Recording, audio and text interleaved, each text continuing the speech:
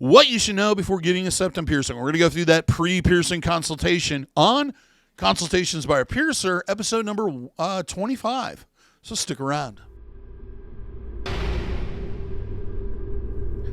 For those that are new to the channel, first off, welcome to the Body Piercing and Tattooing channel. Hope you're enjoying the videos, hoping you're finding them helpful. But you might not know who I am. My name is DaVo. I'm a professional body piercer and have been since 1994. I own and operate the Axiom Body Piercing Studio, located right here in Des Moines, Iowa, inside Skin Kitchen Tattoo.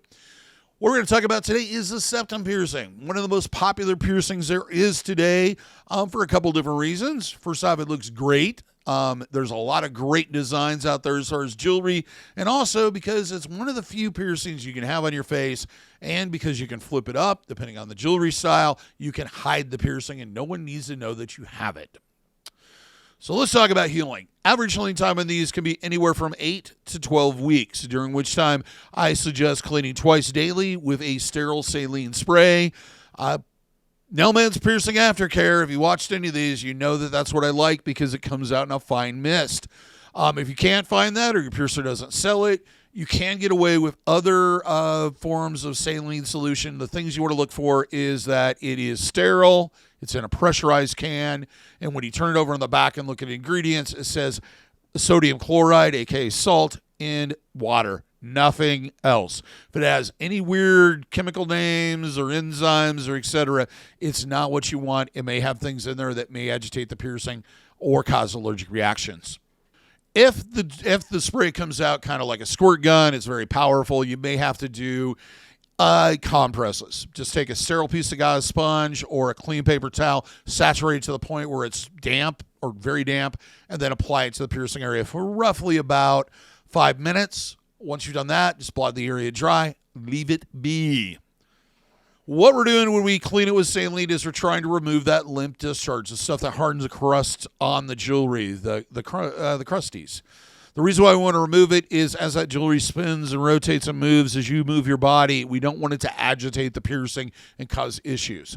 It's always best to do it at least twice a day, just to be on the safe side. If you get to a point where it doesn't seem like it wants to come off there, or there's an obsessive amount of it, see your piercer. Have them clean it for you. Don't start rummaging throughout the house trying to find things to stick up your nose and dig around and get that discharge off, because you're probably going to cause a whole load of problems. Now let's talk about the don'ts, or the start of the don'ts. Cross-contamination prevention. Common sense stuff. Wash your hands before you handle it. No oral contact or exchange of bodily fluids on, near, around the piercing. Keep your environment clean. Clothing, bedding, towels, anything that may come in contact with the piercing does need to be cleaned on a regular basis. Do not submerge piercing in bodies of water you can't control the quality of until it's healed. That's everything other than possibly your own clean and well-maintained bathtub. No swimming, no swimming, no swimming, no swimming.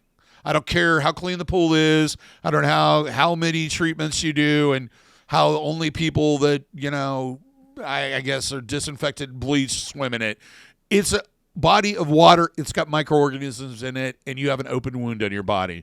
There is always a possibility of a microorganism working its way into the piercing and causing an infection. It's just best to wait until after it heals. The other problem is those harsh chemicals coming in contact with healing tissue can prolong your healing period or cause other issues. Keep pets away from it. Do not let them sleep in the bed with you, especially those small animals that like to smell your breath all night or whatever the hell they're doing. Just keep it away from them. Keep the piercing away from them and them away from it until it's healed. Now let's move on to trauma, pressure, and abuse. With this one, the first thing is if you have to flip it up, if you have a job or some type of activity where you cannot have visible piercings, you want to flip it up at the beginning of the week and flip it down at the end of the week. So if you work Monday through Friday, flip it up on Monday, flip it down on Friday. Technically, you can leave that jewelry up, the circular barbell or a septum retainer, for the whole healing process and not have an issue. But it is best to do it right after you clean it, so as much of that discharge has been removed as possible. Do not sleep directly on the piercing. I don't know who sleeps like that, but don't sleep like that. That would hurt. Don't do that. Don't spin, don't rotate, don't move the jewelry. Leave it alone. Don't play with it. Don't mess with it. There's going to be some natural movement regardless, just basically because of gravity and the fact that we move. So it's going to happen. Don't add to it by messing with it even more. Avoid constantly adjusting the jewelry. Because we pierce a lot of times, and I'll get into this when we get into jewelry with circular barbells, they appear off very easily. It just takes a little bit of a turn, and suddenly they're, it annoys the living tar out of me every time I see somebody. Anybody that watches the channel has seen Jimmy with his septum, and I don't know how many times I've stopped filming and said, you need to straighten it. You need to straighten it. It drives me nuts. But the problem is if throughout the day you're constantly adjusting that, chances are you're going to agitate the piercing by drawing that discharge in there and messing with it all the time. Kind of do it right after you clean it and then leave it alone the rest of the day until you clean it again, then possibly adjust it. Now let's talk about jewelry. Most common piece of jewelry that we pierce these with initially is circular barbells. And the reason being is that they're expanded a little bit to make it easier to flip up and down if you need to during the healing process. So if you have to hide it.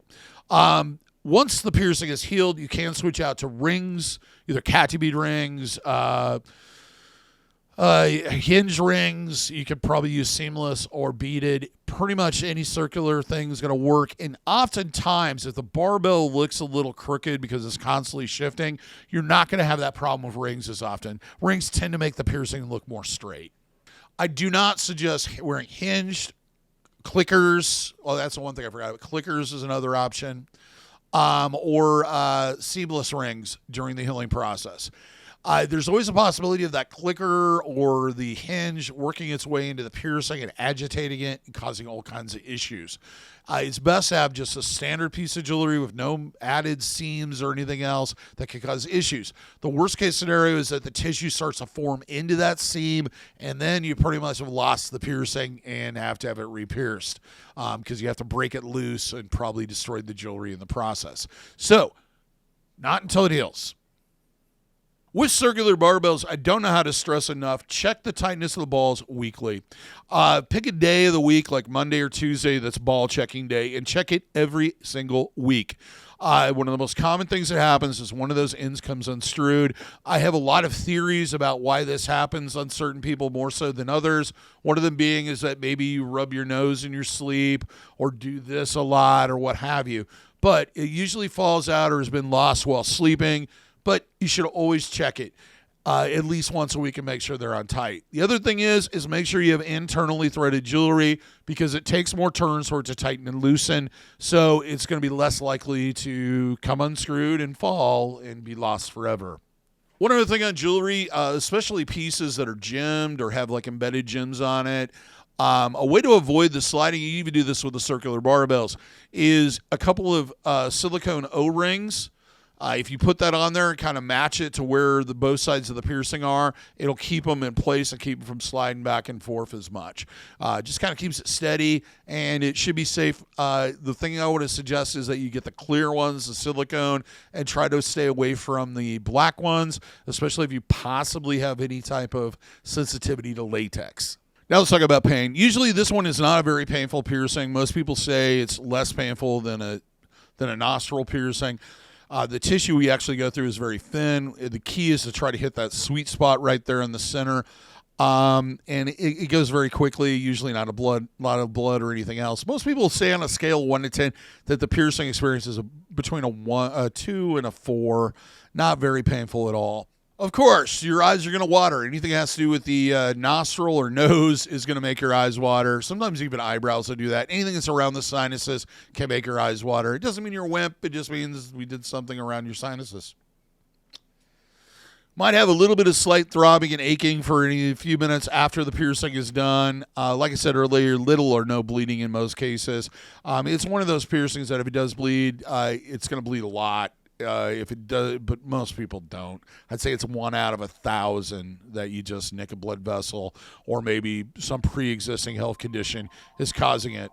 Now let's talk a little bit about anatomy. This piercing is done through what's called the sweet spot. If you take your index and your thumb and squeeze down on the center of your nostrils, the septum, you'll notice that there's a thin area in between the two. They're kind of two plates that separate. What we try to do is do it directly through there, try to do it at an angle that's going to be perfectly straight. The reality is nobody's nose is straight. It's more about trying to make it appear to look straight. The other thing with these is it's not uncommon that after they heal, they may heal a little bit off one way or another. Applying a little bit of light pressure will usually move it right back to where you want it in that last couple days or couple weeks of healing. Placement, it should be as far forward as possible, but not so far forward that it ends up tilting back, because it's depending on the shape of your nostrils. Some people, their nostrils are kind of deep this way. There's like a shelf in there. You want it so that it'll hang correctly, but you want it away from the face so that it hangs. You don't want it directly against the face. It looks better if it can hang out there. Should be, of course, through the sweet spot, or, the thinner cartilage. Should appear straight if possible, at least perpendicular, if not both ways. Now let's talk about things you should consider. The first one being, nobody's nose is perfectly straight. We try to give the illusion that it's straight and that it matches that straightness of the nose. It's more about looking like it's straight than it is about actually being straight. If you get a ruler and try to measure things, it's just not going to look right. Don't get out of level. None of that nonsense. Just appear. And it should appear straight at arm's length where normal people see you from. This piercing can migrate a little bit out of placement in some cases, or swelling can cause it to seem crooked. Like I said earlier, applying pressure one way or another should kind of move it back into placement and make it seem or appear more straight. Usually I suggest waiting till that 6th to 7th week of the healing before you start putting any pressure on the piercing in that way. If you're involved in sports or any other activity that has a dress code, if there's a rule book and there's a dress code section, talk to whoever's in charge to find out whether or not you're going to be able to compete or participate with that piercing. That said, this piercing, you can flip it up. It is not visible, but if people can see up your nose, if they're shorter than you, or you're standing over somebody sitting in a chair, they're going to see it. Or if you tilt your head back. So do check ahead of time and figure out whether or not it's going to be possible for you to keep this. Because there's not a situation during the healing process or immediately afterwards where it's safe to take the jewelry out and leave it out for an extended period of time. Another thing you want to consider is whether or not you're going on vacation or going to be out of town on like a business trip. Being outside of your natural environment is probably going to expose you to pathogens that you normally don't have contact with and may not have an immunity built up for, because your body's never had contact with it. The other thing is swimming. You can't control how clean the water is regardless. It's best just to stay out of the pool. And if you're going on vacation, most people want to swim. The other problem is that you have no way of controlling how clean that environment is, because it isn't your environment. So it's best, if you are planning on going on vacation or extended business trip or what have you, to wait until afterwards to get the piercing done. Last one, sleeping in isolation. This one's a little bit easier to isolate than, say, a nostril piercing or ear piercings. It's not as big of a factor, but do keep it in mind. Don't let people punch you in the nose. Common sense stuff. Try avoid rubbing your nose or scratching your nose all the time. Those things can lead to issues. But for the most part, this one doesn't really have the amount of impact that other piercings have by the environment around it. Well, that's it. That's all I have to say on that subject today. Till next time, here's hoping all of your piercings heal with ease and without a single issue. And if you're in the Des Moines, Iowa area, I hope to see if your body piercing needs in the future. Have a good day, everybody. Thanks for watching, and we'll see you in the next video.